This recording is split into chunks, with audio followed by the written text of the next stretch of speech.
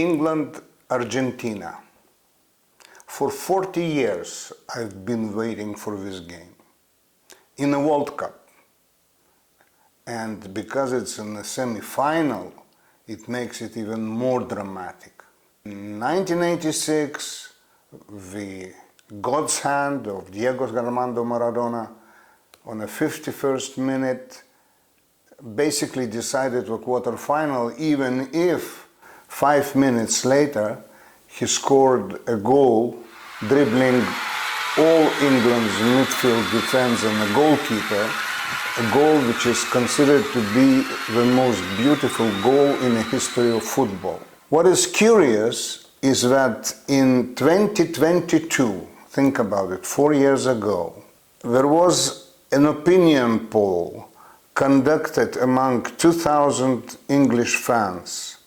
43% said they would never forgive Diego Maradona.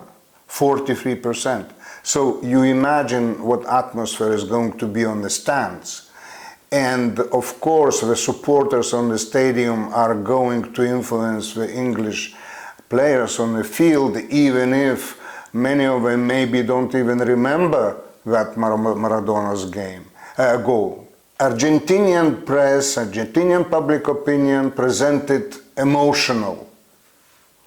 They remember Falklands or Malvinas war, they remember Maradona's goal, they remember everything that the British said about it, and basically they put it on that on an emotional background.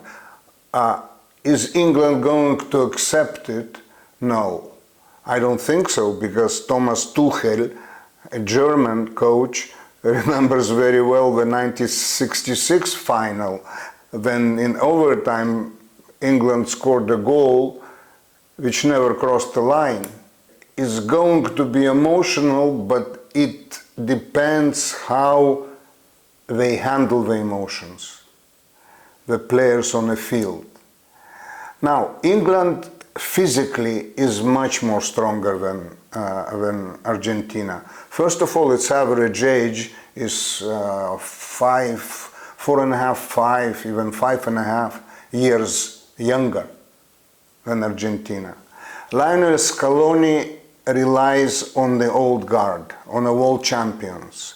His main concern is to let Messi do what Messi can do. Messi is 4 years older. Messi does not move that much, but he is absolutely lethal. Then you give him space and his left foot finds freedom. And from the beginning of the tournament, he was trying to build a team that would accommodate Messi, because he is not defending. And everybody knows that. Though you find him very often in midfield, but he is there to receive the ball, not to conquer it. First games of the tournament, Lionel Scaloni tried to play Thiago Almada in the midfield position on the wing. He's talented. He's 25 years old. He's technically gifted. But it didn't work because the midfield seemed to be too soft. McAllister and Enzo Fernandez were not filtering enough, and none of them have the ability to direct the game. Scaloni decided that for Messi it is better to have someone in midfield who can, from staying a little bit behind, sort of direct everything which is happening. He put Paredes on the field. Paredes is 32, 33. He's a very he's very experienced. He played in many clubs. He played in many countries. He feels the game. He knows the rhythm. He knows the tempo. But it also didn't work, especially if you look at the last two games of Argentina. They won probably without merit, but against Egypt and against Switzerland. And actually in both cases, at least the public opinion is absolutely certain that they were favored by the referee. But don't forget that football history, which is inside the Argentinian DNA, is not in Swiss or Egyptian DNA. So if Argentina would have been winning against Egypt 2-0, they would have never allowed Egypt to score. And if they would play Switzerland, they would never give a reason to the referee to get punished with a red card eventually, because it was a second yellow, and Bolo punished for simulation. I mean, that's absurd in a quarterfinal. You should not do mistakes like that. So I say that history plays a very important role anyway. And you cannot say that Argentina, yes, it's old, yes, it's slow, very slow, by the way. Yes, it's Messi dependent, but it's Argentina. And what Scaloni cannot really find, he cannot find an Ángel Di María, who was a key player in 2022. He played the first games, then he got a thigh injury, and then he played only the final. But in the final, what Scaloni did is he put him not on the left, but on the right, and so he absolutely spread wide the French defense. He scored a goal, he won a penalty. And on the 68th minute, he was substituted because he couldn't make it anymore. And that gave France a certain advantage. But he cannot find the Di María today.